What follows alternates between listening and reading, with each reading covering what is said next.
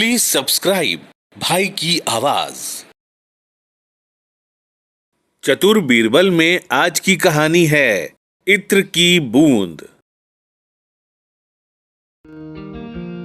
फारस के शहंशाह और बादशाह अकबर अक्सर एक दूसरे को उपहार भेजा करते थे। एक बार उपहार में फारस के शहंशाह ने बादशाह अकबर को एक दुर्लभ किस्म का इत्र भेजा। इत्र लगाने की चाहत में अकबर अपने कक्ष में गए और इत्र की शीशी खोलने लगे, लेकिन जैसे ही उन्होंने शीशी खोली, इत्र की एक बूंद जमीन पर गिर गई। अकबर फौरन घुटनों के बल बैठ गए और उंगली से समेटकर इत्र की उस बूंद को उठाने लगे। ठीक उसी समय किसी काम से बीरबल कक्ष के अंदर आ गए। घुटनों के बल बैठे अकबर ने जब बीरबल को अपने सामने पाया तो वे हड़बड़ा गए। उस हालत में अकबर को देखकर बीरबल मुंह से तो कुछ ना बोले, लेकिन उनकी आंखें हंस रही थी।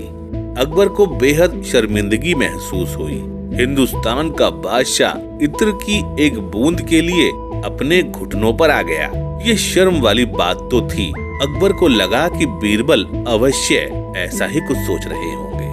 उस समय तो वे कुछ ना बोल सके, लेकिन उनका मन उन्हें अंदर ही अंदर कचोट रहा था। वे किसी भी तरह बीरबल की अपने प्रति धारणा बदलना चाहते थे। इसलिए अगले ही दिन अपने शाही हमाम को उन्होंने इत्र से भरवा दिया और ऐलान करवा दिया कि कोई भी आकर वहां से इत्र ले जा सकता है। लोग वहां से बाल्टी भर भर कर इत्र ले जाने लगे। अकबर ने बीरबल को बुलवा लिया और यह नजारा दिखाते हुए बोले, बीरबल, देखो प्रजा कैसे खुशी से बाल्टी भर भर कर इत्र ले जा रही है। क्या सोचते हो इस बारे में? अकबर की मंशा बीरबल को ये दिखाने की थी कि हिंदुस्तान का बादशाह अकबर इत्र के मामले में कंजूस नहीं है। वह चाहे तो हमाम भर इत्र दान कर सकता है। बीरबल मंद मंद मुस्कुराते हुए बस इतना ही बोले, बूंद से जाती वो हौद से नहीं आती।